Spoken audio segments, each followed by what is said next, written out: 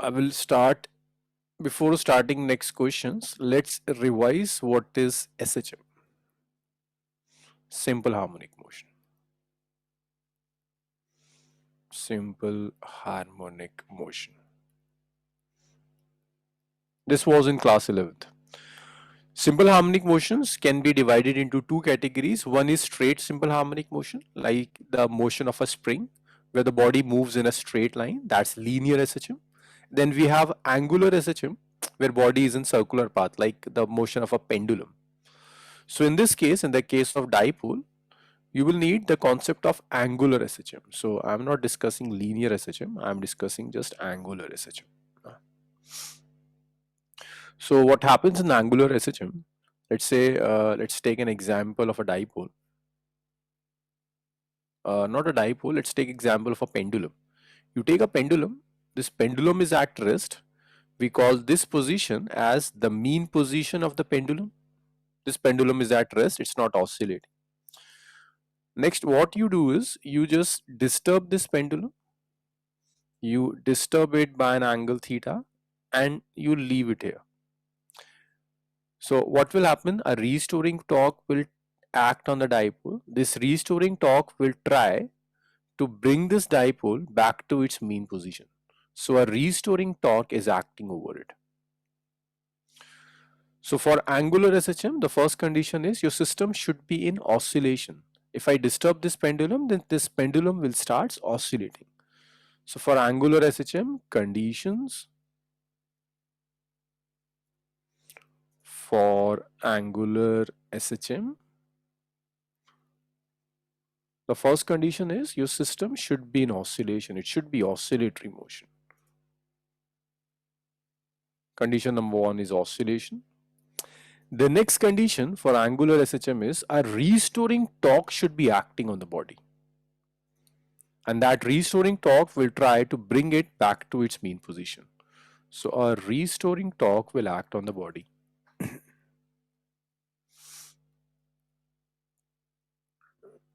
Restoring torque will act on the body. And this restoring torque will try to bring this body back to its mean position.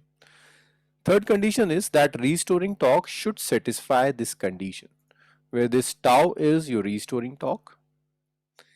K is known as spring factor. It's just a constant. It's a constant term. And then you have theta, which is angular displacement. Angular displacement from the mean position. This angle theta. So these are the conditions for angular SHM. Means if you disturb the body from its mean position, it's travel up to here and then it will come back to its mean position. A restoring, it will oscillate, a restoring torque will be acting over it, and that restoring torque is minus of k theta. Tau is restoring torque and this k is the spring factor and this theta is the angular displacement. Yes, is it clear? Yes, sir. Yes, sir.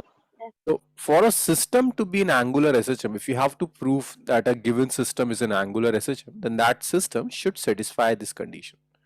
If you have a system which is satisfy this condition, that you will then you will say that that particular system is an angular SHM. Now, once you have proved that a system is an angular SHM, yes, Abdullah, this negative sign shows that torque and this angular displacement will have opposite directions. Like if angular displacement is in this way, it's anti-clockwise, then your torque will be clockwise. So this negative sign shows, this negative sign shows that tau and theta are in opposite directions.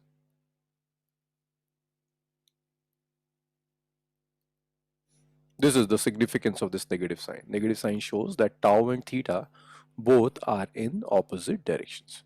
So this is the equation, tau is equal to minus of k theta. That's the condition for angular SHM. Now after angular SHM, now once you have proof that your system is an angular SHM, you can calculate the angular frequency.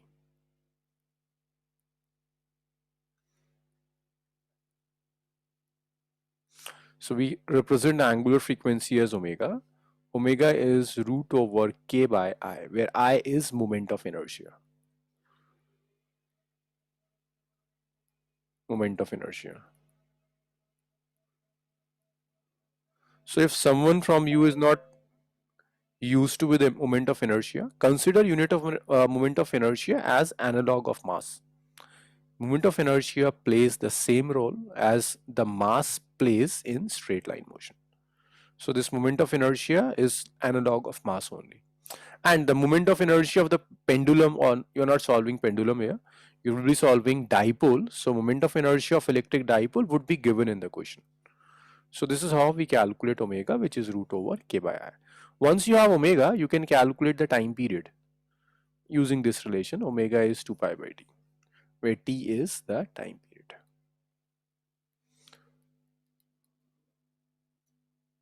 A simple harmonic motion. Note, we will use this in the next numerical on dipole. We'll be using this in the next numerical of dipole. Yes, everyone, is it clear? To solve next numerical, you should know what are the conditions of an SHM. For SHM, your system should be in oscillation. A restoring torque should be acting over the system, and that restoring torque should be in this form, torque equal to minus of k theta, where tau is the restoring torque, k is the spring factor, and this theta is just the angular displacement. You can also calculate angular frequency, which is root over k by I now. I is moment of inertia and omega is 2 pi by t. Just note it down and tell me if you have any doubts in it.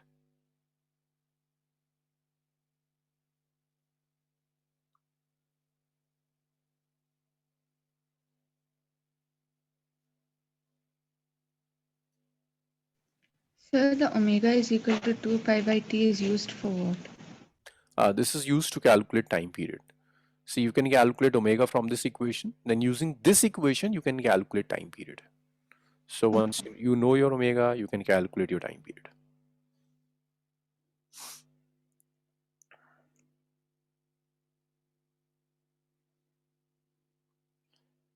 Just tell me if you when you have written.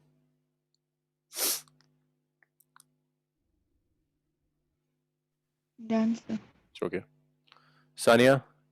Yes, So sir, what done. will be Ahmed? the value of 180 Yes, Ahmed? or 20 meters? What Ahmed? So what will be the value for pi? I 3.14, 22 by 7. Okay. Abdullah, it's omega. Okay, this is omega. It's curved W.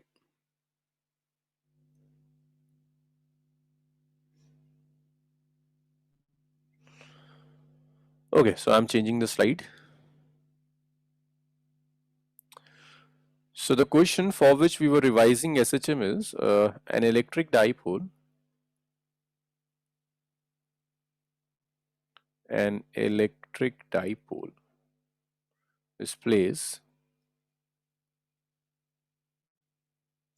in a uniform electric field is placed in a uniform electric field, show that its motion is simple harmonic.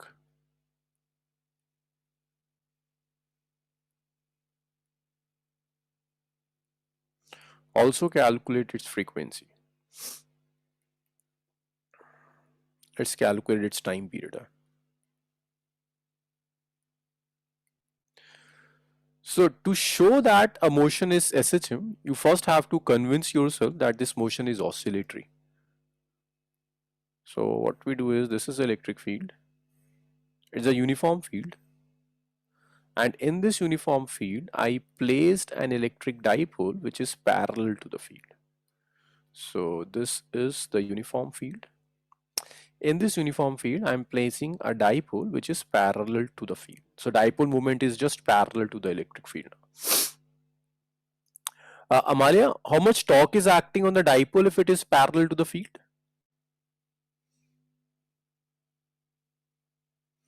Yes, Amalia, if the dipole is parallel to the field, then what torque is acting over it? Zero. Zero. It will experience no torque. If the dipole is parallel to the field, then it won't experience any torque. Now what I do is I just take this dipole and place this dipole moment at an angle theta with the field. Shahzada, what will happen now if I just tilt this dipole at an angle theta with the field? What will happen with the dipole now? It's an Yes, oscillatory. It becomes an oscillatory. it will experience a torque. Yes, sir. It will experience. In what sense it will rotate? Clockwise or anti-clockwise? Uh, Clockwise. Clockwise, good. So it will rotate in clockwise sense. So when it rotates in clockwise sense, it will try to regain this initial position, but it will gain enough momentum to overshoot this position and it will come in this position. Shahzada, what will happen now? It will torque is acting. In which direction?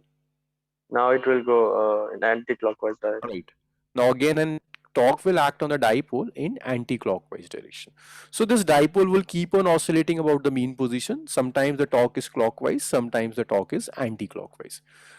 But the end result is whenever you place a dipole in a uniform field, it keep on oscillating about its mean position. So for SHM, the first condition, which was oscillation, is proved. Next, you have to check the restoring torque on the dipole. Restoring torque. Noor, what torque is acting on the dipole if it is placed at angle theta? Yes, Noor. How much torque is acting on the dipole if it is placed at an angle theta with the field? Okay, so you two were absent in the last class. The torque will be P sine theta. Good, Abdullah. PE sine theta is the torque acting on the dipole.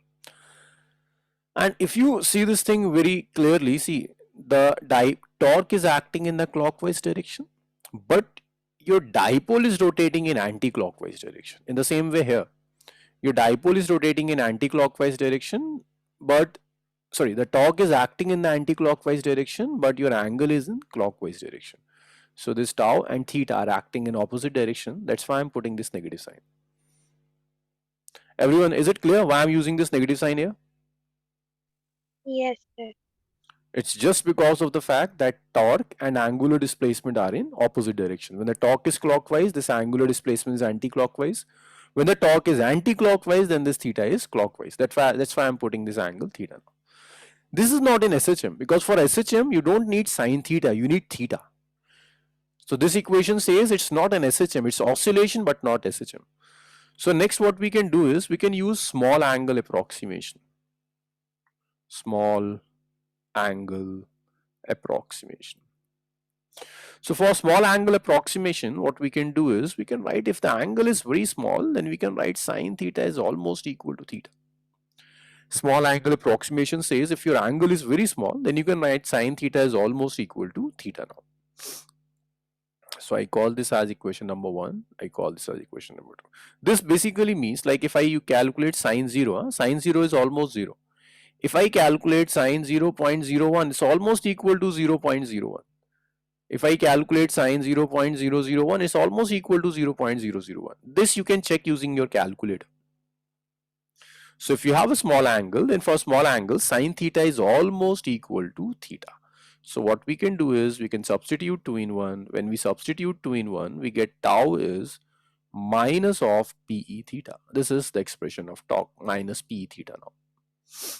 P is the dipole moment, E is the electric field, and theta is the angle. Or when I compare it with, so on comparing this with the standard equation, on comparing with tau equal to minus of k theta. Now if I compare these two equations, what I get is, I get that k is equal to PE. And this is the value of your spring factor. So this equation is of the form tau is equal to minus of k theta. Here k is a constant which is not changing on oscillation. So due to the oscillation of dipole, its dipole moment is not changing. The electric field is uniform. It's also not changing. So P and E are constants that I am calling as k. So the k we get is PE. So in this equation, this K for the dipole is PE now. Now you can easily calculate angular frequency. Angular frequency omega is root over its K over I. Omega is its root over PE divided by I. Now once you have omega, you can calculate time period. Omega is 2 pi by T, which is root over its PE by I now. So you can calculate your time period, which is 2 pi, its root over its I divided by P. So this is the time period of a dipole which is oscillating in a uniform electric field. Okay, now doubts and discussions.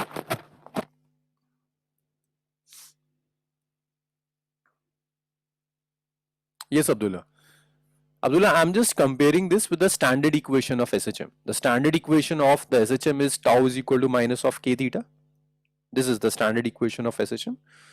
So when I compare this with this, I get k is equal to p. This is the standard equation of SHM. When I compare this with this, what I get is I get k is equal to p. Any other doubts, Sania, Amalia, Shahzada? No, sir. Ahmed, is it clear? Yes, sir. Sure. Okay, just note it down, then move on to the next slide.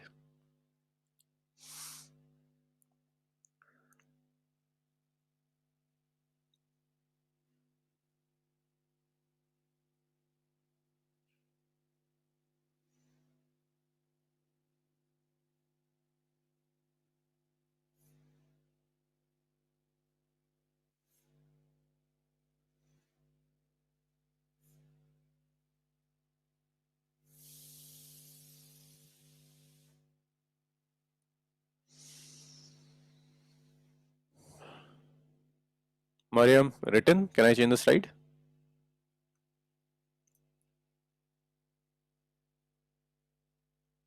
Sure. Yes.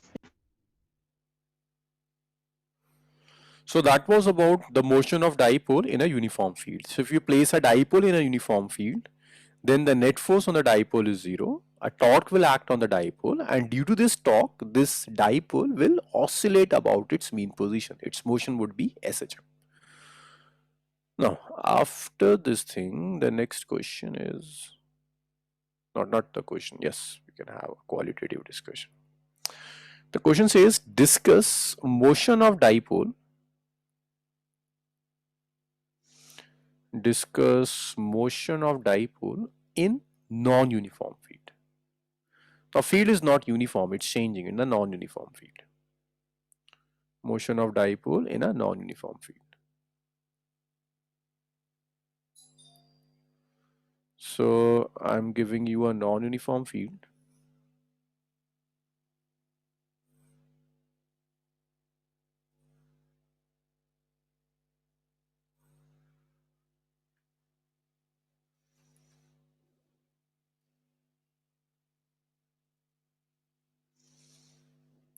In this non-uniform field, I placed a dipole.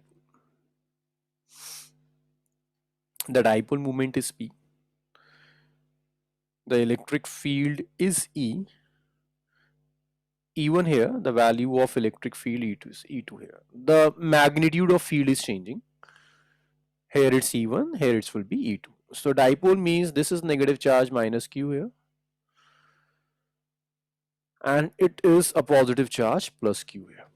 The positive charge will experience force in the direction of field, that's QE1. And the negative charge will experience force in the direction opposite to that of field, that is QE2. Ahmed, can these two forces cancel each other?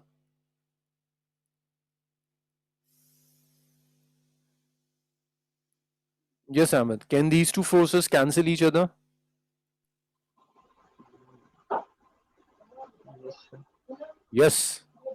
So you're having two sir. forces. One is QE1 and another is minus QE2. No, sir, they cannot. Yes, they can or they cannot. They cannot. Fields are different, huh? That's why they can't cancel each other. So it's having some net force will act on the dipole. A force is acting on the dipole, that means this dipole can move. This dipole can move in the forward direction or in the backward direction. So dipole can have translational motion. Dipole can have translational motion. Shahzada, what was the net force on the dipole in uniform field? It was 0. It was 0. In the uniform field, the net force was 0. Means in the uniform field, the dipole cannot move in forward or in the backward direction. But in the non-uniform field, this force is non-zero. So this dipole can actually move in the forward direction or it can move in the backward direction. This can move in the forward or in the backward direction.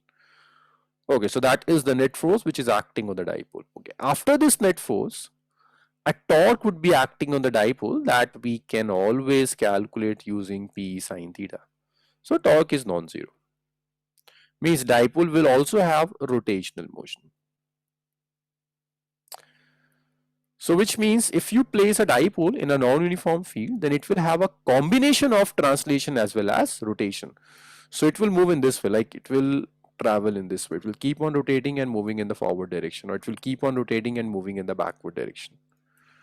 So this dipole will have both translation as well as rotation. It will have both translation plus rotation if the dipole is placed in a non-uniform field. In uniform field, there was only one motion, that is rotation, and also a very particular type of rotation which we call angular SHM. But if you place the same dipole in the non-uniform field, then the motion would be the combination of translation as well as rotation. Is it clear, everyone? Yes. Yes, sir. Yes, sir. These two are important conceptual questions. The one question says, if you place a dipole in a uniform field, then define the motion. So if you place a dipole in a uniform field, then the motion is SHM, angular SHM. But if you place the same dipole in the non-uniform field, then your motion is the combination of translation as well as rotational motion. Diagram. Direction of force, Abdullah?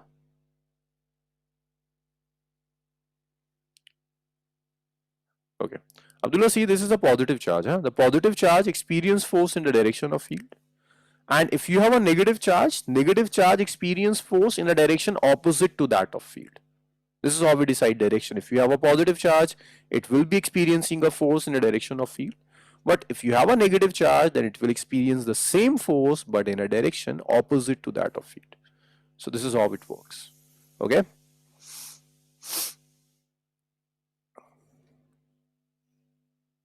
Okay, very good. Just note it down. So this finish electric dipole also. Now we will start electric flux, the last topic of first chapter.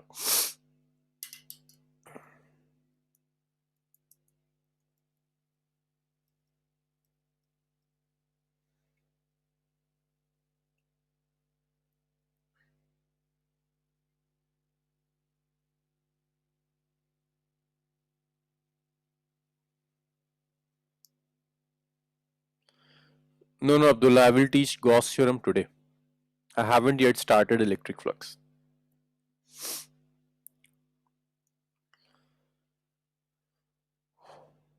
So can I change the slide now? Yes, sir. Yes, sir. Okay, the next is electric flux. Now again, before starting electric flux, I will need few concepts of class 11th, that's dot product. First of all, I will need dot product.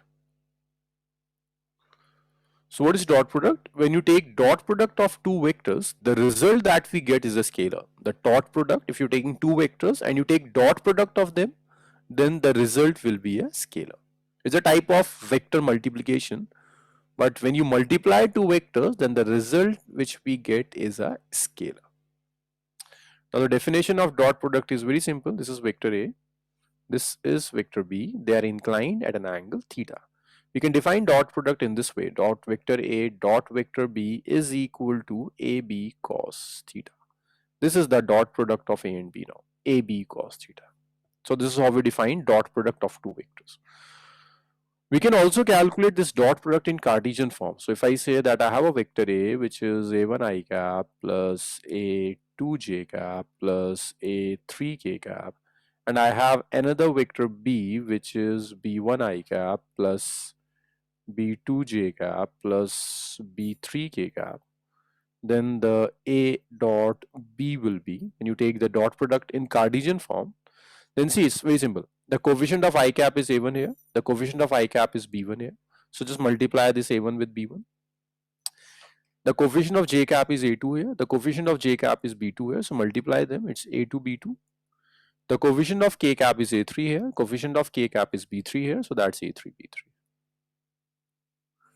So this is how we calculate the dot product of two vectors, A1, B1 plus A2, B2 plus A3, B3. And also remember that if I take dot of I dot I, this will be 1. If I take dot of J and J, this will be 1. If I take dot of K and K, this will be 1 now. But if I take dot of I and J, say I and J are perpendicular, so cos 90 will be 0, this will be 0. I dot K will be 0, J dot K will be 0 now.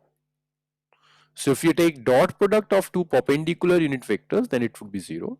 But if you take dot product of a vector with itself, it will be 1. I dot I will be 1, J dot J will be 1, K dot K will be 1. So this is a brief revision of dot product. This we will be using in electric flux. Is it clear, everyone? Yes, sir. Yes, sir. Okay. Okay, just note it down. We'll do one question on this concept, then we will start electric flux.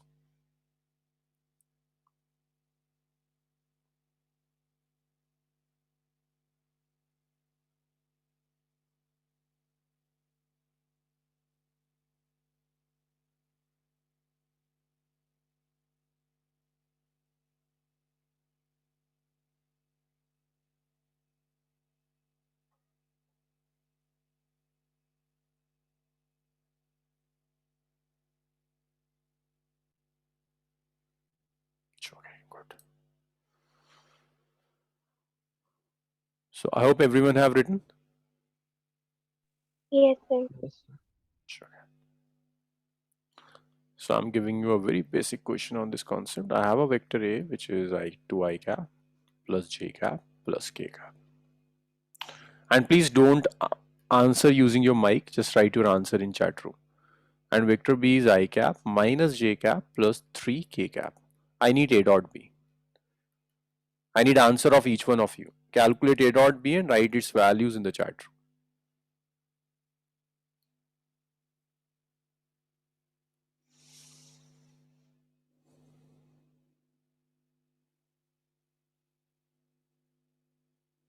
It's okay.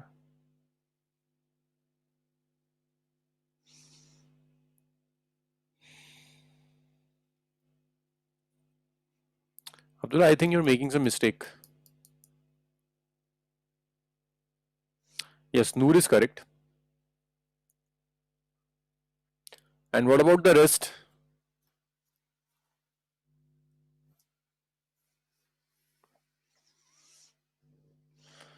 No, Amalia, there is no I cap and K cap here. Shazada, you again making mistake. Yes, Ahmed, you are correct. Just add them up, na, Ahmed. Sania is correct. Abdullah is correct now. Amalia, no I cap and K cap. Ahmed, you are wrong. Amalia, you're making mistake. Yes, Ahmed, it's correct now. See, the coefficient of I cap is 2 and the coefficient of I cap is 1. So it's simply 2 into 1. It's simply 2 into 1. Huh? Then coefficient of J cap is 1. Coefficient of minus J cap is 1. So it's minus 1. Coefficient of K cap is 1. Coefficient of K cap is 3. So it's 3. So that's 2 minus 1, 3. 1 plus 3. That's 4. So A dot B is 4 now. It's 4. The value is 4. This is the value of A dot B here. The value of A dot B is 4. Clear? There are no I cap, J cap and K cap in dot product because scalar dot product is a scalar product. The result of a dot product is a scalar. It's not a vector. Is it clear now, everyone? Yes, Yes, sir. sir. Mariam, I didn't get your answer yet. I was doing when you said the answer. Okay. Okay, so now we can move to electric flux now.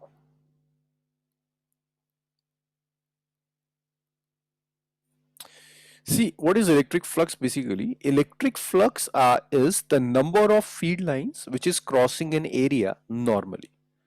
I'm repeating again. Electric flux is just the number of field lines which are crossing an area normally. So if I give you an area, this is an area. Through this area, let's see, let's say 1, 2, 3, 4.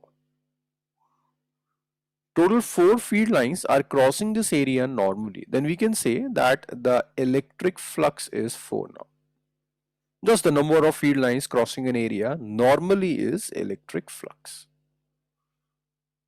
So what is flux? Number of field lines crossing an area normally.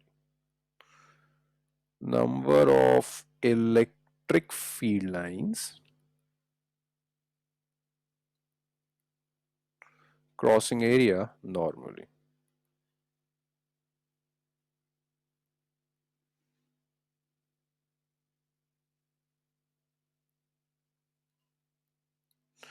So the number of field lines which are crossing an area normally is known as electric flux now. Yes, normally means perpendicular.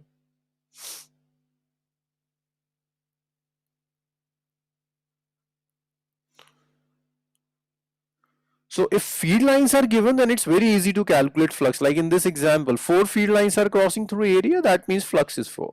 But usually you will not get field lines, you will get electric field. So let's see how we can calculate flux using the concept of electric field. So I'm giving you this area.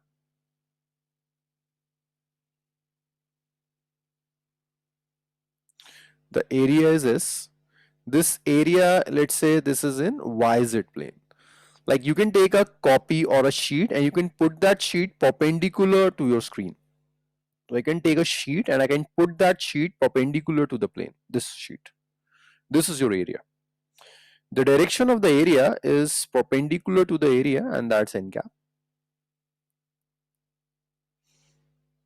This is the direction of area which is perpendicular to it, and this is n cap. Your area is perpendicular to the sheet. This is the direction of area vector. Then you have field in this direction. This is your electric field. And this is the angle between the electric field and the area vector. So before calculating flux, you should remember one thing, that area usually is a scalar quantity, but we are considering area as a vector here, and the direction of area is perpendicular to it. Direction of area vector,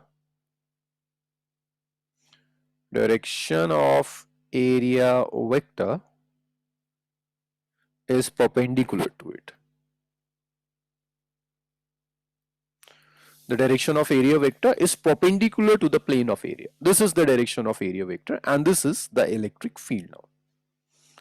So you can calculate that electric flux phi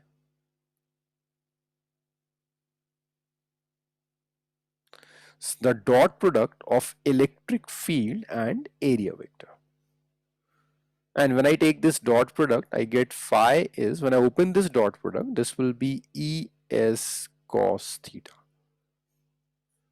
So there are two things to remember here. One is the direction of area vector. The direction of area vector is always perpendicular to it. So if you have an area like this in YZ plane, then the direction of area vector is perpendicular to it, that is along x-axis. If I place an area in this way, then the direction of area vector is upwards. So if you want to get the direction of area vector, say if you are using a mobile phone, then put your pen perpendicular to the screen of your mobile phone. This pen will give the direction of area vector. It's perpendicular to the area. Now once you have area, you want to calculate flux, so we'll take dot product of electric field and area vector. S is area vector. And when we open the dot product, then we will get ES cos theta, where theta is the angle between electric field and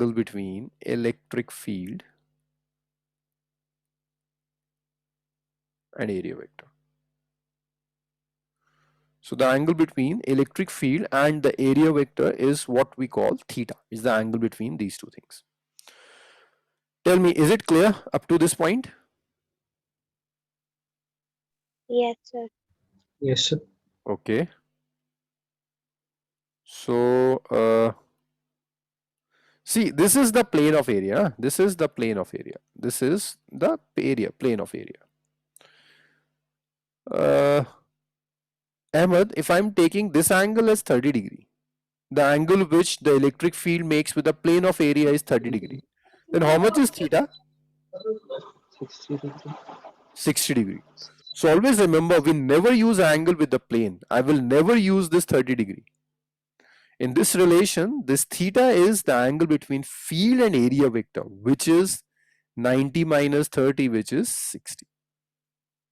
So in this formula, this theta is not the angle with the plane. This is the angle with the normal.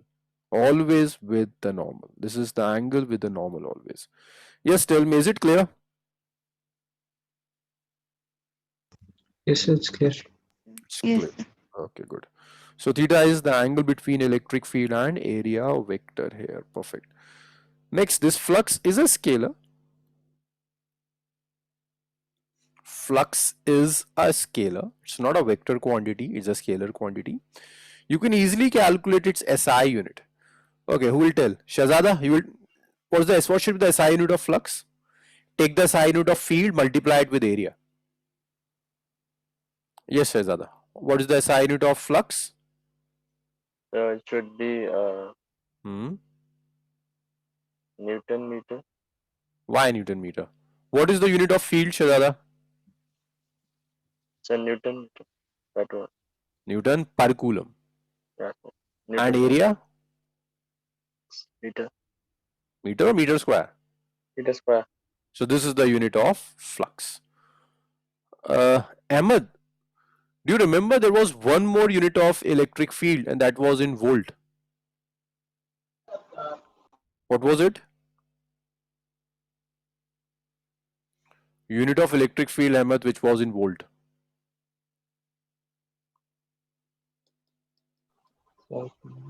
Hmm? I can't hear you. You don't know. Okay. You don't remember. Mariam will tell. Mariam, what is the unit of electric field in terms of volt? Volt. No, not just volt. Ahmed, just turn your notes around. Go to the topic where we have started electric field and check the unit. Yes, Mariam, meanwhile you tell. What's the unit of field? It was volt with something. Volt with something. Okay, I think I should take vibe of you people now. Huh? Volt per meter. Then we will multiply it with meter square and we will get volt meter now. So the SI unit of electric field is Newton per coulomb meter square, or the SI unit is voltmeter. So this is how we calculate flux, but there is one more case for the calculation of flux. See, this surface here is a plane surface.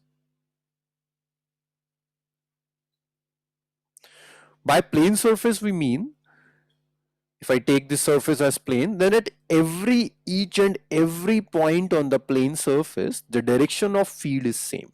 The direction of field is not changing at each and every point of the plane surface.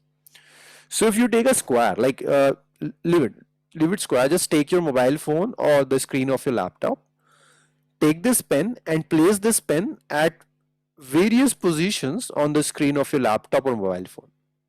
You will notice that area vector, this arrow will give the direction of area vector, it's in the same direction.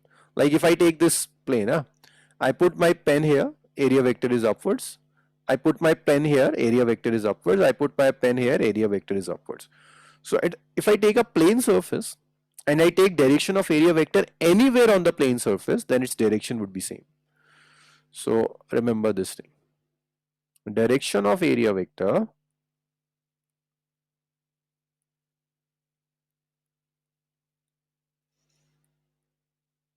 for a plane surface is same at every point. So this is how we can decide whether a surface is plane or not. Like if I'm giving you an example, let's say I'm taking this surface. Area vector is here. Area vector is here. Here area vector is in this direction. Here area vector is in this direction. Everywhere the direction of area vector is same. So you can say this is a very good example of plane surface. Yes, tell me, is it clear? Yes, sir. Yes, sir. Yes, sir. Okay, so area vector is same in each direction. That's a plane surface. Can you give me some examples of plane surface? The first example is square. Square is a plane surface. Another example, Rectangle. rectangle is a plane surface, and Circle. Triangle. what? Rectangle. After rectangle, what? Triangle. Circle. Triangle, circle, disc. These are examples of plane surfaces. So square. You can get a disc. You can get a rectangle. These all are examples of plane surfaces. Now, after plane surfaces, we can have one more type of surface that we call curved surface. If you take a curved surface, then at different points on the curved surface, direction of area vector is different. If I take a curved surface,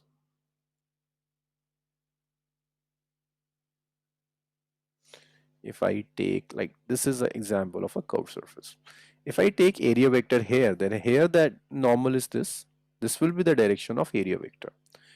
If I ask you to get the direction of area vector here, then we'll take a normal here. The normal will go in different directions. If I ask you to get the direction of area vector here, you will draw a normal in this direction. So you can check that on each and every point, the direction of area vector is different.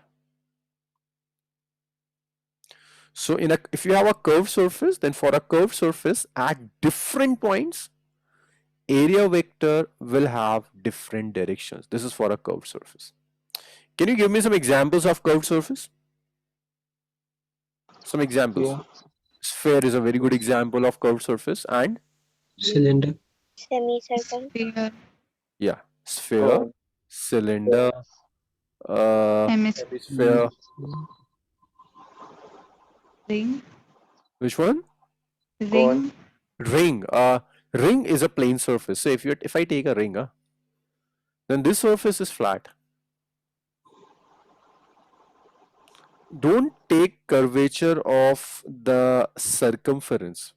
We are taking curvature of the surface. Ring is like this only. So at every point, the direction of area vector will remain same. So ring is not a curved surface. Rather, ring is a plane surface. The cone. Cone is, yes, cone is an example of curved surface. The slant surface of the cone. So now you can differentiate between the curved surface and the flat surface. Now there is an issue while calculating flux of a curved surface because area vector is acting in different directions. So to calculate flux, let's say this is the electric field which is passing through. This is electric field which is passing through this curved surface. And I ask you to calculate the flux of the curved surface. Now for a curved surface, there is a big issue that area vector acts in different directions. So theta will not be constant. If you calculate theta here, this theta will have different value. If you calculate theta here, then this theta will have different values. If you calculate theta here, then theta will have different value. So for a curved surface, this angle theta will have different values at different points. So for curved surface, we cannot calculate flux directly. Mariam, why can't we calculate flux directly for a curved surface? Because the angle keeps changing. Because the angle keeps changing, area vector will have different directions at Right. different points. So for then what we can do is we can choose a very small element. I'm choosing a very small element ds here. This is the direction of ds and this is electric field. So we will consider a small area element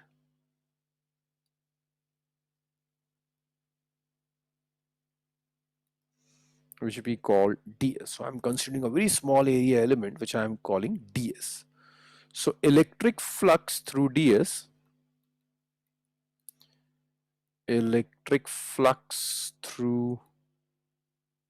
huh? So this will be d phi. This is the electric flux through ds. So this d phi we can calculate as E dot ds. So what we are doing for a curved surface, I'm dividing this curved surface into smaller surfaces. Each surface I call ds. So I take this ds, I calculate flux through this ds. Amalia, can you tell me how many ds will be there in the curved surface? This ds is a very small area element. How many ds would be there in the curved surface?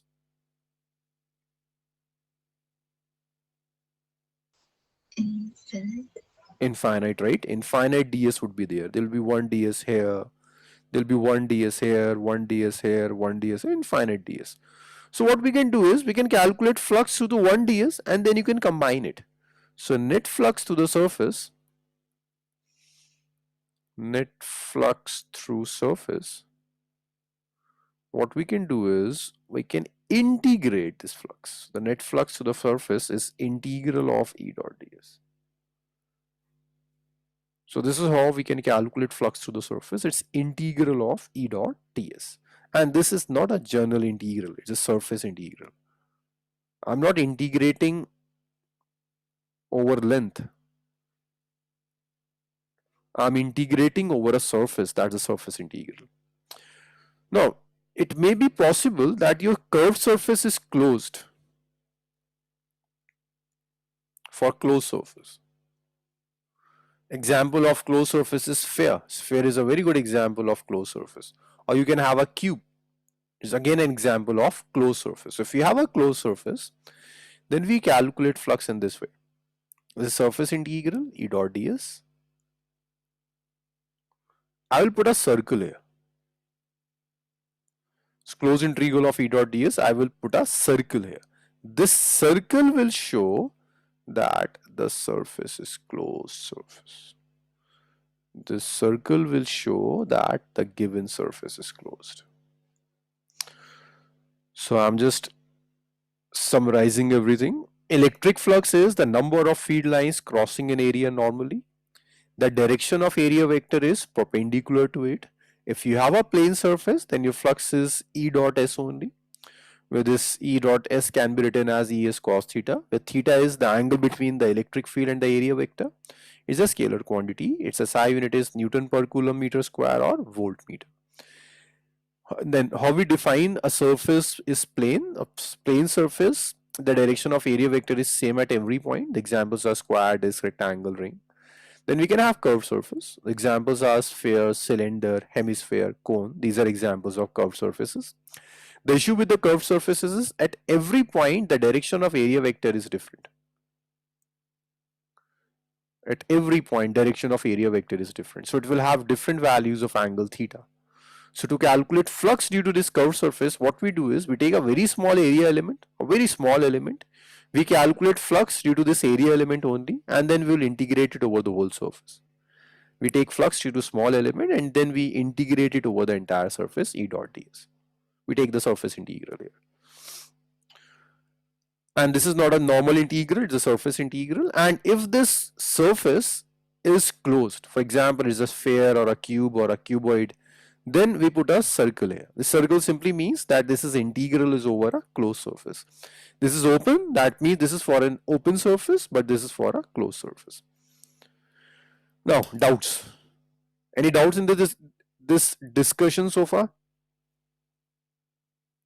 No, sir. It's okay. Just note it down, then we'll start calculations, numericals on this thing.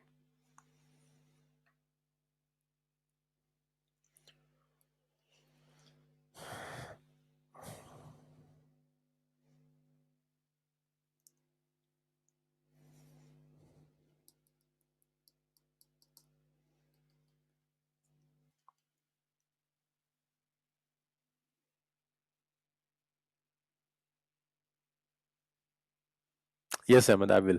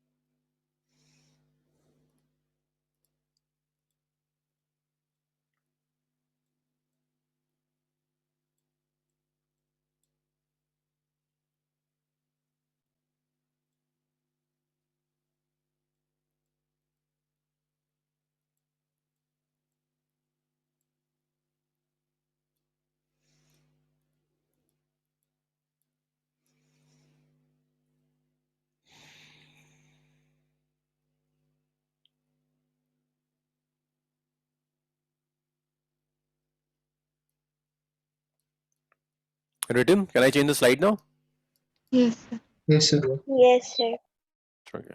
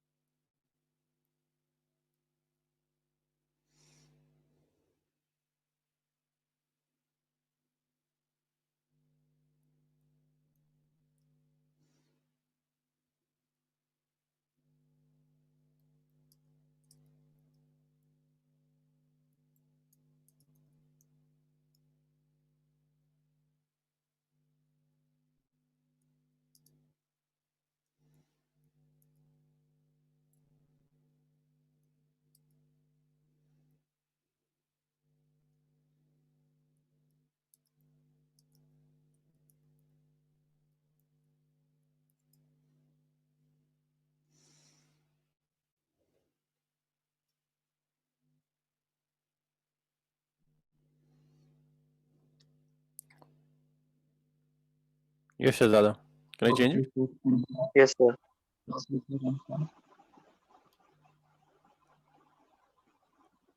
So what is that N cap? When this class will end? N cap. What is that? Ahmed, yeah, I don't know why, but your voice is not clear today. So what is that N cap? N cap. Okay. That N cap is the direction of electric area vector. N cap is a Okay, unit vector. This shows direction of area vector. Shows direction of area vector. Shows direction of area vector.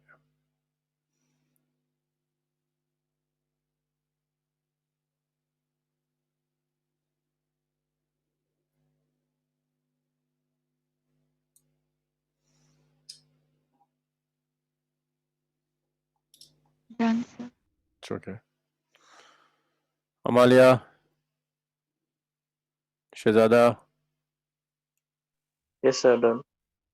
it's okay. Done, sir.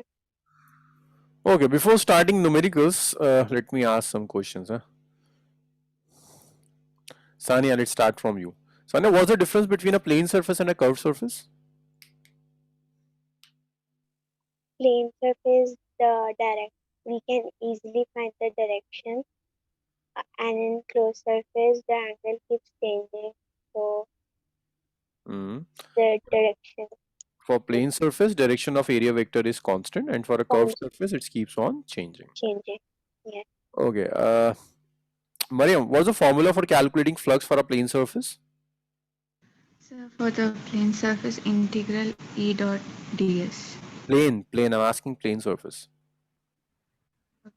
Plane surface Es cos theta. Es cos theta. What is theta here? Theta, the angle formed between n cap and E. Okay.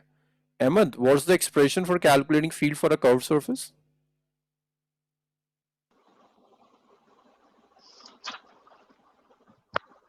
Integral E dot ds. What if the surface is closed? Integral, we add a circle in between and then E dot ds. What that circle represents? Closed surface. Closed surface. Okay, good. Okay, let's start with the numericals. First, we will discuss numericals on the plane surface, 3 numericals on the plane surface. Then we will shift to curved surface. So, question number 1.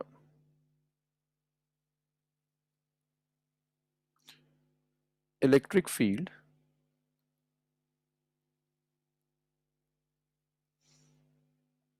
E equal to 10 Newton per Coulomb exists in space. So you have free space. In that free space, some field of 10 Newton per Coulomb exists. Calculate flux through an area of 5 meters square in XY plane.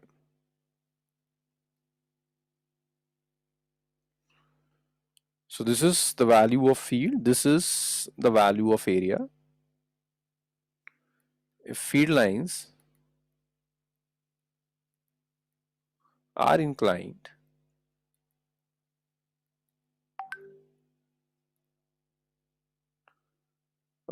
at 60 degree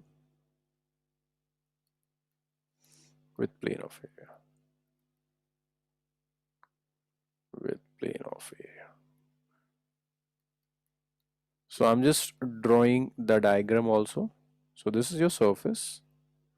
This is your area vector. This is your field. This angle is given as 60 degree. I need flux. Calculate flux or the form. How much is flux now? And write your answer in chat room only.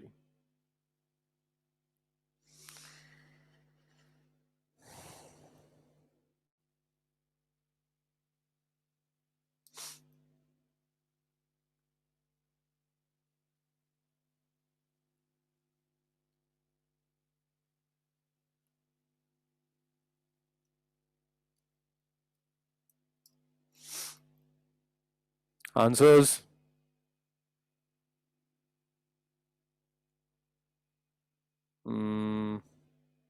Yes, Abdullah, Shahzada, both are correct.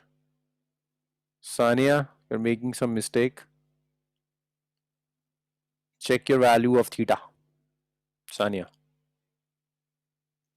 Ahmad, you are again making the same mistake. Check the value of theta. Yes, Noor, you are correct.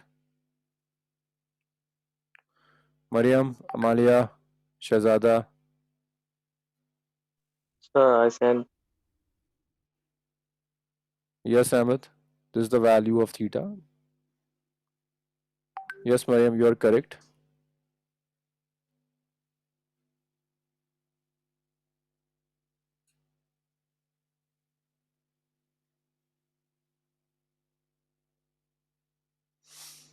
See, this is 30 degree. Na? You need this angle.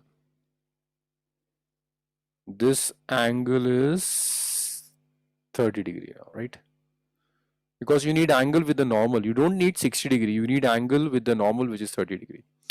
So we can write this flux as Es cos theta.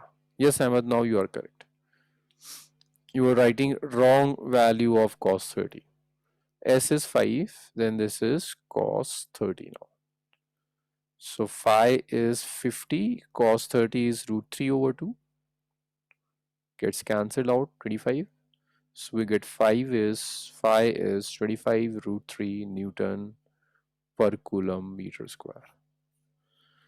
Is it clear? Yes, sir. Okay. That's the first question. Huh? I'm giving you another question.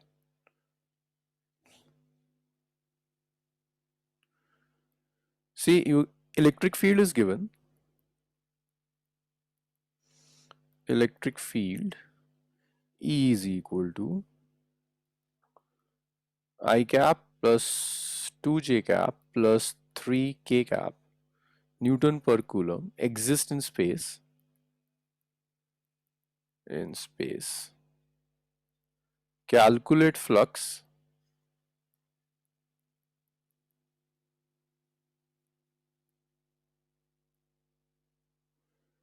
through an area of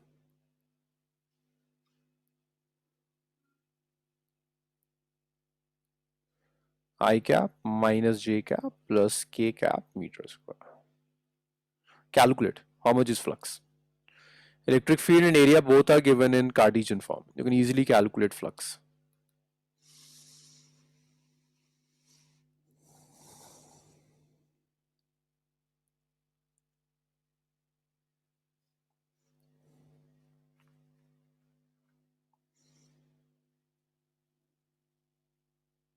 Okay. Yes, Abdullah, Shehzada are correct.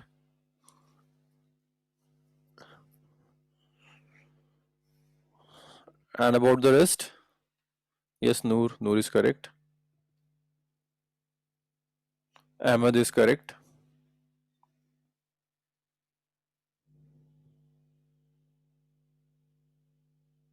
Sania is also correct. Amalia is also correct. Very good. So you all know how to calculate flux. Mariam, just check your calculations once more. Huh? Plus 3k cap dot, it's I cap minus j cap plus k cap.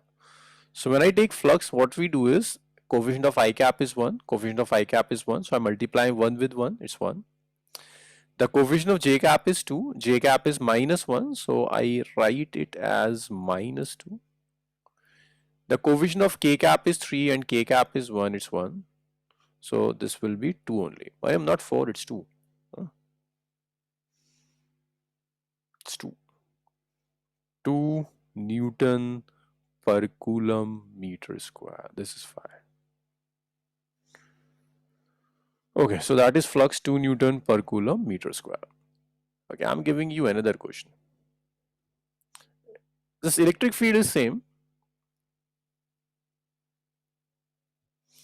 Electric field E is equal to I cap plus 2j cap plus 3k cap Newton per coulomb exists in space.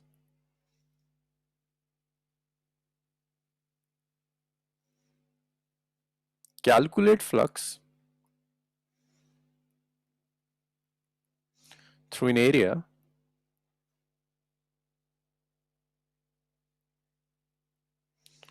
of 5 meter square in xy plane.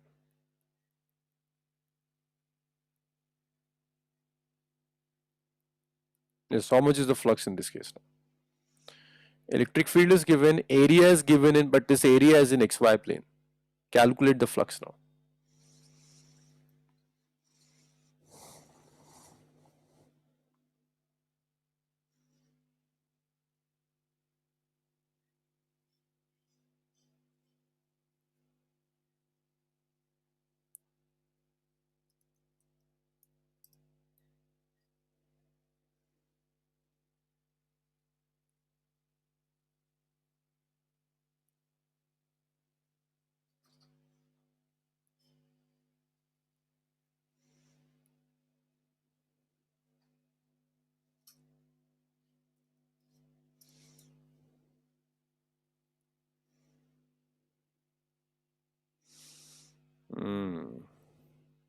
You don't need theta, Abdullah.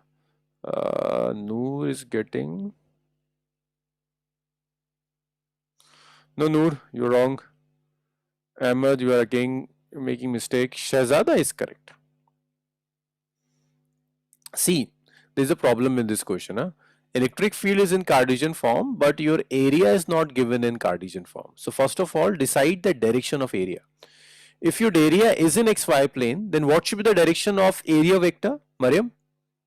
Z axis. Z axis, along Z axis. Because area vector is always perpendicular to the plane of area. So this is your electric field I cap plus 2j cap plus 3k cap Newton per coulomb. Your area vector is 5k cap meter square. This is your area vector, electric field and area vector now. We can easily calculate flux. How much is flux? Is a dot product of electric field and area vector. So is it clear why I'm writing k cap? Because your area is in xy plane and the direction of area vector is perpendicular to xy plane always. Yes, Noor, now you are correct. So it's I cap plus 2j cap plus 3k cap dot, it's 5k cap only. So this is 0, this is 0 and this is 15. There is no, see, basically there is no I cap and j cap in the second term. So that term I can write as this is I cap plus 2j cap plus 3k cap dot. There is no I cap, so I write this as 0 I cap. No j cap, I write this as 0 j cap. And this is 5k cap here. So this is the coefficient of I cap is 1, coefficient of I cap is 0, so it's 0. Coefficient of j cap is 2, coefficient of j cap is 0, so it's 0. The coefficient of k cap is 3, k cap is 5, so it's 15. So that is 15 volt meter. 15 volt meter. You can use any of the unit Newton per coulomb meter square or voltmeter. Is it clear, everyone? Yes, sir. Yes. So always Yes, remember, sir. the direction of area vector is perpendicular to the area. So if your area is in xy plane, then the direction is perpendicular to the xy plane. So these were the 3 questions based on plane surface. Next we will do questions on curved surfaces. How to calculate flux for a curved surface. Note it down and tell me once you have written. Done, sir. Okay. Done, sir. Okay. Now before starting with the curved surface, let's first see how to calculate surface integral for a curved surface. Surface integral. You should know how to calculate surface integral. Say you have a sphere. I take a small portion of sphere. The area of that small portion is ds. Radius of the sphere is capital R. So the surface integral is ds, the closed integral of ds, and that's 4 pi r square. You take a sphere, you take a small part of the sphere ds. If you integrate ds over the entire sphere, that will mean you are taking ds all over the sphere and you are adding all ds. So when you combine all ds over the surface of sphere, you will get the total surface area of the sphere, that is 4 pi r square. So this is over the sphere. This is one integral that I will use. The second surface integral that I will use is curved surface of cylinder. That is curved surface of cylinder. The second surface integral that I will be using. So I take a cylinder. Say I'm not taking the ends of the cylinder, I'm just taking the curved surface. So I take a small part on the curved surface, small area element. The radius of the cylinder is r, the length of the cylinder is l. So I'm integrating over the curved surface of the cylinder. Note, curved surface of a cylinder is a closed surface or an open surface? Yes, Noor. Curved surface of a cylinder. It's closed or open? It's open. It's open. We are not considering the ends. It's an open cylinder. We are just considering the curved surface. So that's an open surface. So when I integrate over the entire curved surface, we get 2 pi RL. This is 2 pi RL. So these are the two surface integral that we will be using in your syllabus. One is over the surface of sphere, which is 4 pi r square. Another is the curved surface of cylinder, which is 2 pi r L only. Note it down, then I will erase it.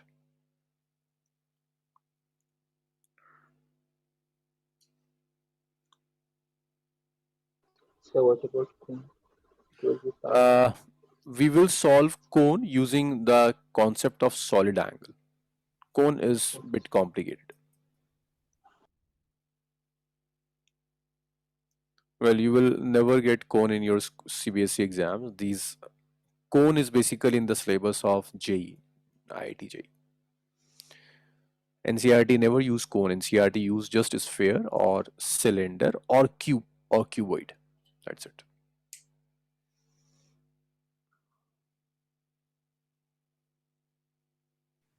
Done, sir. Okay. So now you know how to calculate surface integral for a sphere and surface integral for a cylinder, curved surface of a cylinder. So now let's calculate this question.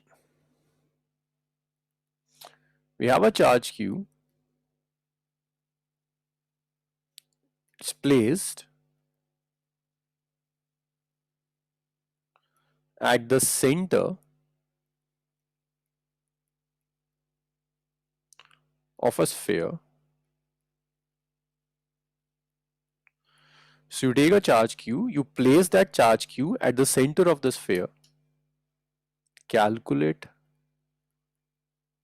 flux through it. Calculate flux through it. So Amalia, this is a question for a plane surface or for a curved surface?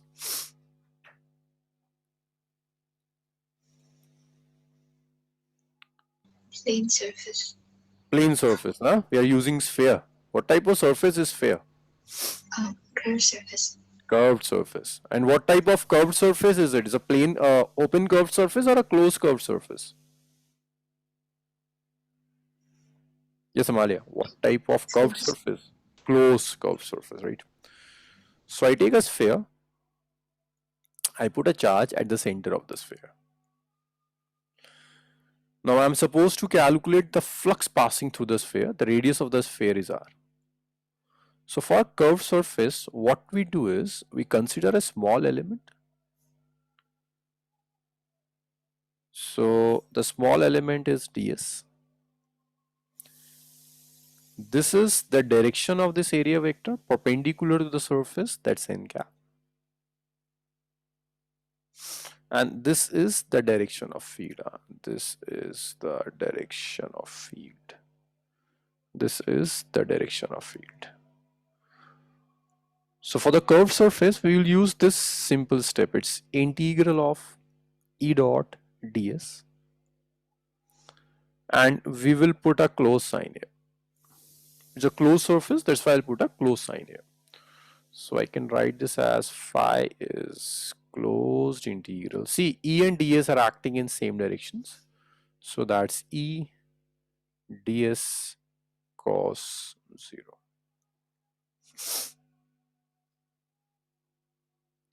So it's closed integral of E ds now.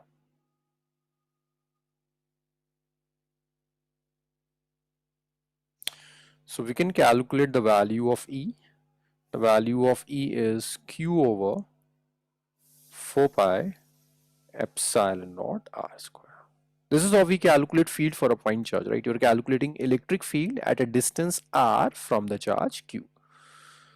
So instead of this E, I'm putting this value. Let's call this as 1. Call this as 2. Let's substitute 2 in 1.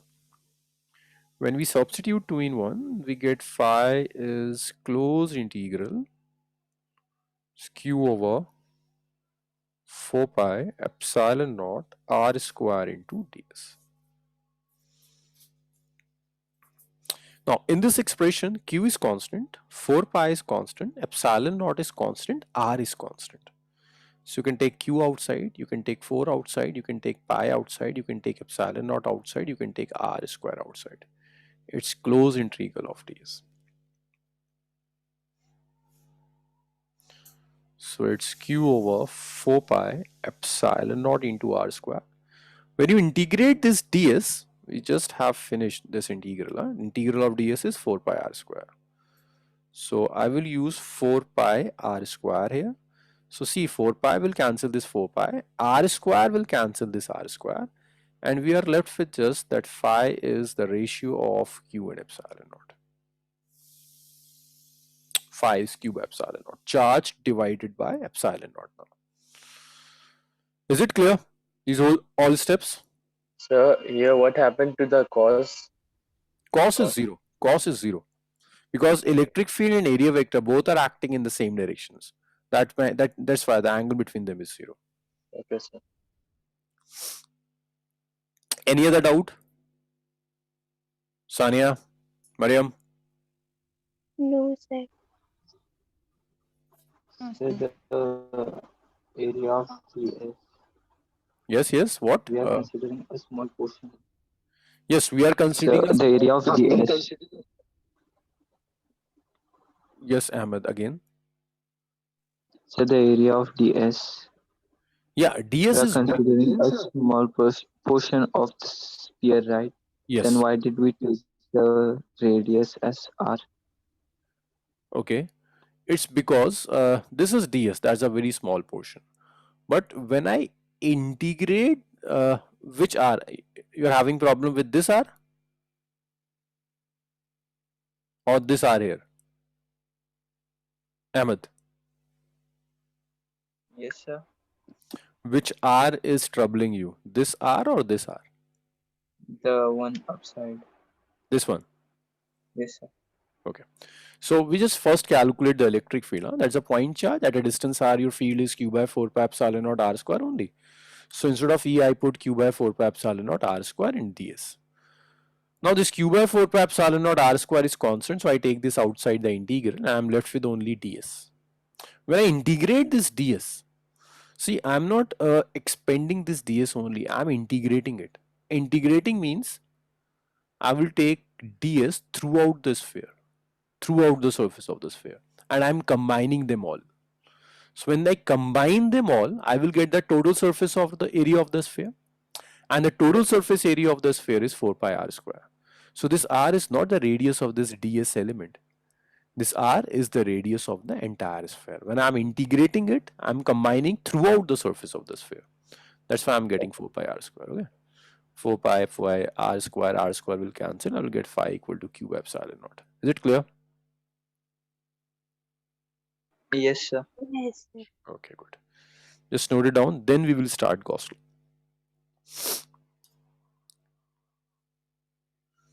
Abdullah, clear? Yes, sir.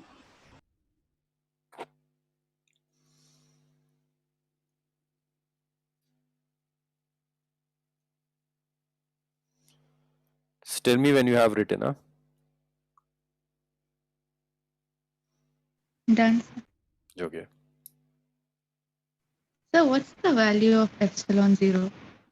Epsilon 0 is 8.85 into 10 raised to the power minus 12.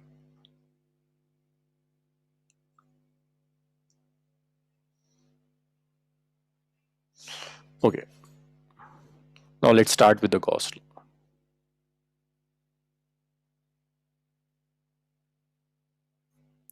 See this, the result that we get here is very interesting result. What I did is I take a sphere, I put a charge inside the sphere, and the flux passing through the sphere is q by epsilon naught. This is the result that I get. See, the final result does not depend upon the radius of the sphere, which means instead of a sphere of radius r, if I take a sphere of radius 4r, then also the result will be same. So the first important thing about this result is this is independent of the size of the surface. The size of the surface could be anything, but the result will be same. The second important thing is if instead of sphere I take a cylinder and I put the charge here, calculations would be different, but the end result will again be same. You will again get q by epsilon naught. So these two different shapes, two different sizes, two different configuration are reducing to the same result. This shows that this result is some sort of unique thing. This result is a law in itself, which is known as Gauss law. You can also say that this is that proof of Gauss law. So what about irregular curved shapes? You can We have will not. any, if you have irregular shape like shape in this way, then this calculation would be very, very tough. Means you can't calculate them manually. You need codes to calculate it. But even after writing a program and calculating this thing, the end result will be q by epsilon naught always. So if you have a surface of any shape and size, any regular, irregular shape, the end result would be same. That's why we consider this end result as a law, which is known as Gauss law. So I'm copying to Gauss law now. But remember, if you get a question like proof Gauss law, then this is the proof of Gauss law. Take a sphere, put a charge into it, and this integrate and show that phi is equal to q by epsilon naught. Now see, what is Gauss law? Gauss law says if you have a closed surface and you put a charge inside that closed surface, like you have a closed surface of any arbitrary shape and size, it should be a closed surface. Surface like sphere, surface like a cylinder, something, a surface in which you can place something, some object. So if you have a closed surface and you put a charge inside that closed surface, then the flux through that closed surface, you can calculate the flux in this way. It's a closed surface, this will be E dot ds. This integral could be very, very complicated, but the end result would be same. It will always be q by epsilon naught. Or rather I write it as q enclosed by epsilon naught. Q enclosed means charge inside the closed surface. When I write q enclosed, q enclosed would mean charge inside the closed surface.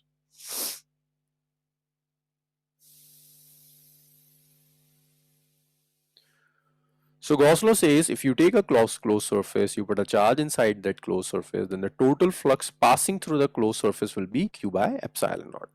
So according to Gauss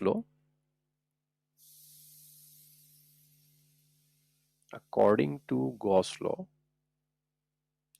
electric flux through a closed surface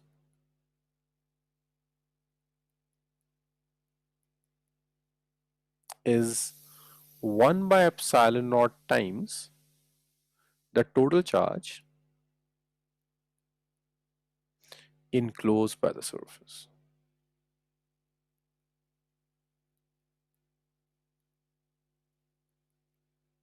This is the Gauss law. If you have a closed surface, then the total flux passing through that closed surface is 1 by epsilon naught times the total charge enclosed by the surface. This is what we call Gauss law. That's the Gauss law. And the result is absolutely independent of shape and size of the surface. There are two important things about the Gauss law, and that is surface should be closed. It's not valid for open surface. And the charge should be enclosed by the surface. I mean, charge should be inside the surface, not outside the surface. In Gauss law, we don't consider charge outside the surface. We consider only that charge which is placed inside the surface. Is it clear? Yes, sir. Yes, sir. Now my questions. Shahzada, can I use Gauss law for a circle? So no, we can't. 'Cause, Why? Why can't? it's a plane surface also, and it's not closed also. It's not a closed surface, right? We need Gauss law for a closed surface. Sania, can I use Gauss law for a cube? Yes, sir, because Yeah. it's a closed. It's a closed surface. Then we have some certain properties of Gauss law. Basically, these properties are one marker conceptual questions. So I'm writing conceptual questions in terms of properties. So the first property of Gauss law says that here the flux is absolutely independent of shape and size of the surface. Flux is independent of shape and size of the surface.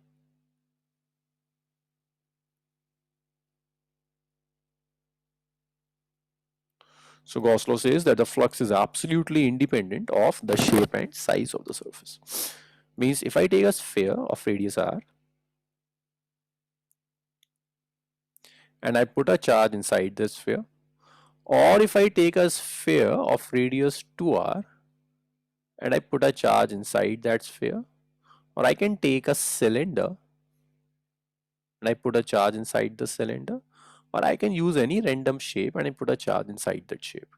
For all the shapes, all shapes are closed, so all surfaces are closed, all have only q charge, so all will have same flux. It does not vary with the shape and the size of the surface. Surfaces of all shapes and all sizes will have same flux. So flux will be Q by epsilon naught only. That's the flux. That's one thing. Second thing, if you place a charge outside the surface, then that charge will not contribute to flux. Charge outside the closed surface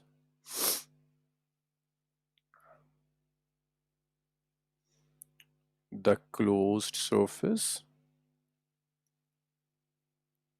will not contribute to flux.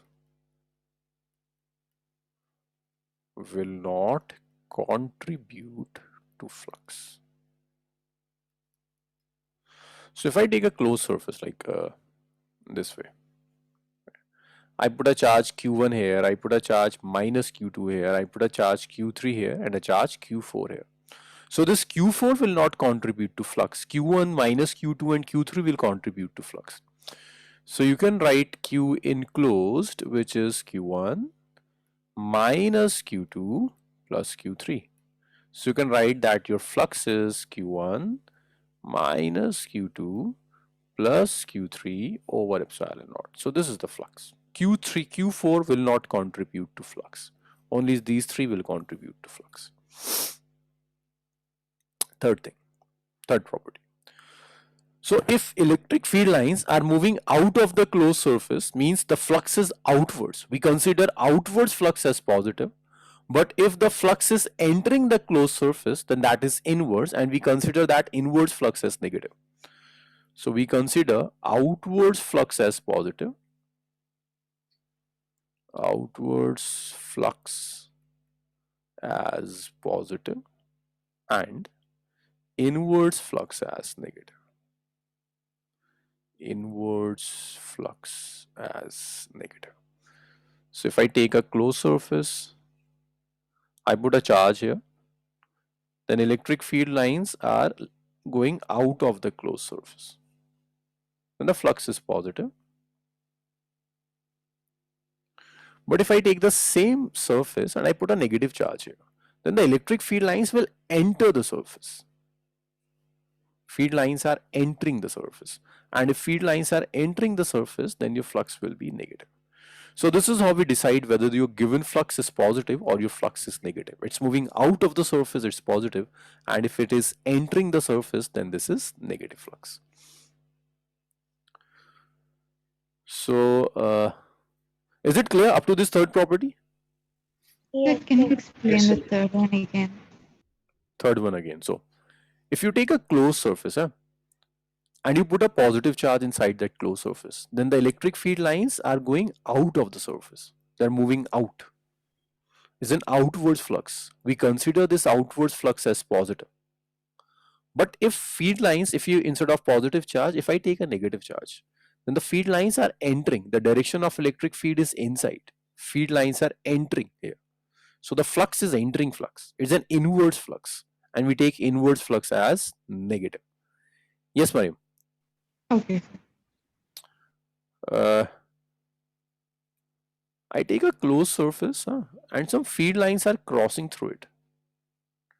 Let's say these three field lines are crossing through it. This, and this.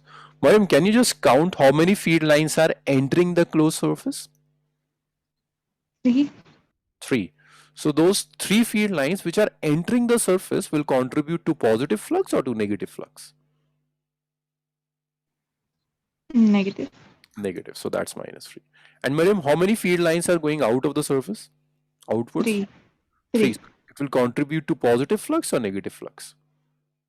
Positive. +3. So what's the net flux? 0. 0. It's a very important property which says if electric field lines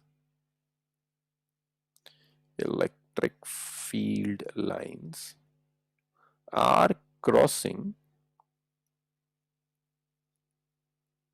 a closed surface,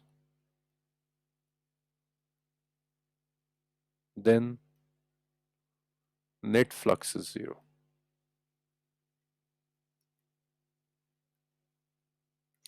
So if you have electric field lines and they are crossing a closed surface, then the net flux through the closed surface is 0. So 3 field lines are entering, so the entering flux is negative. 3 field lines are leaving, and leaving flux is positive. So the net flux is minus 3 plus 3, which is equal to 0. Another thing, another property. If I take a dipole and I place a dipole inside a closed surface,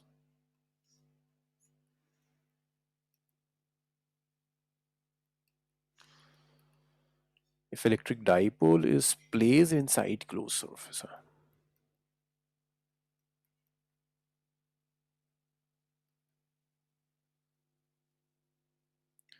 so I take a closed surface of any arbitrary shape and I put a dipole here.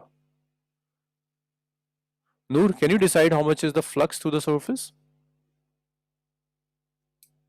It's a dipole. Zero. 0. Why 0? Charge is zero. Because net charge is 0. Q enclosed is 0. Minus Q plus Q, this is 0. So these are the 5 properties, or basically 5 types of conceptual questions on Gauss law. Just note it down and tell me if you have any issue.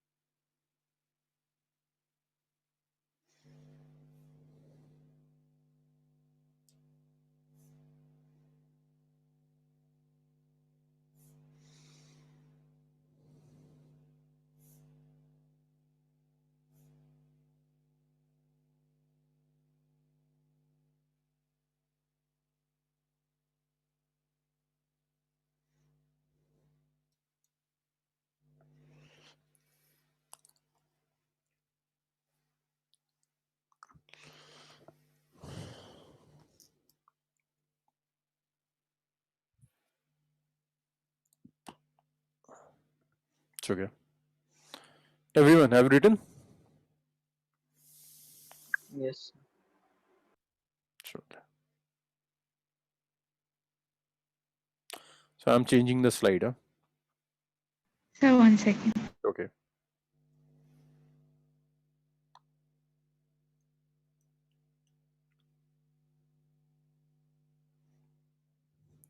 Okay, sir.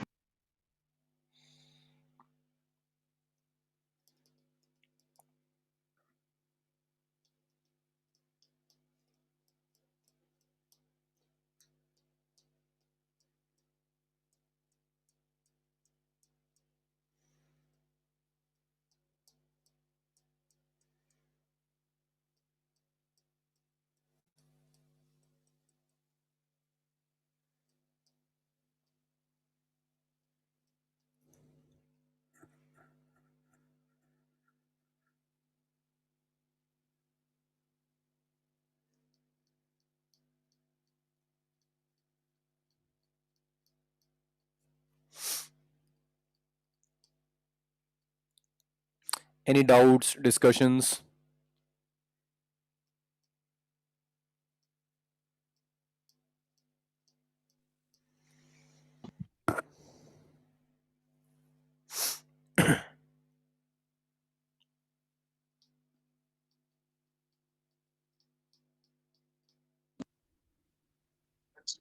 Yes, Noor. Sorry, just that. Sorry, you're not. Yes, Noor. So we'll change the next slide. Okay.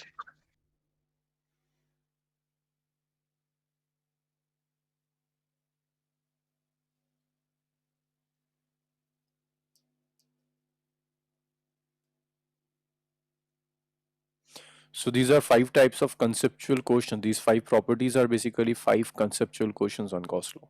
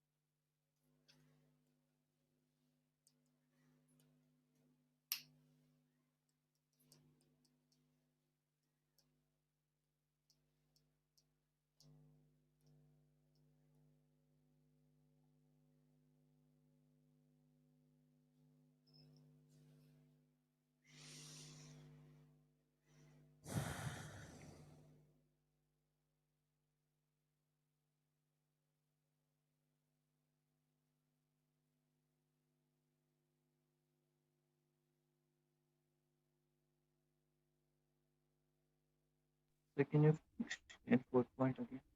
4 point, okay. So see, if you have a closed surface and some field lines are crossing over that closed surface, crossing means they are passing through the closed surface, then the net flux is 0. It's because if the field lines are crossing, that means they are entering as well as they are leaving. Entering flux is negative and leaving flux is positive. So entering and leaving flux are equal. That means negative and positive flux are equal. That's why I'm saying that net flux is 0. If you take this example, 3 field lines are entering. So inwards flux is 3. 3 field lines are leaving. Outwards flux is plus 3 and the net will be 0. Yes, Ahmed. Okay, sir. It is clear.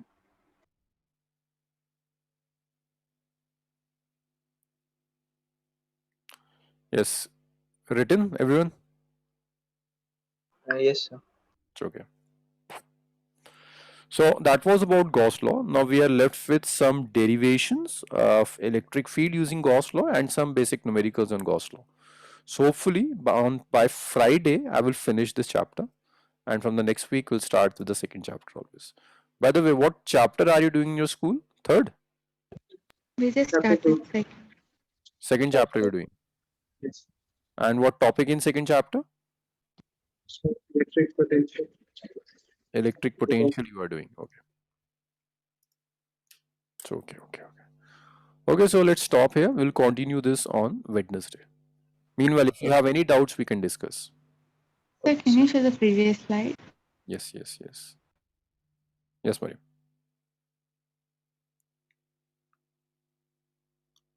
Thank you, sir. Sure. Okay, so let's stop here. Allah Hafiz. Thank you, sir. Yeah, Thank you. thank you, Thank you. sir. Thank you.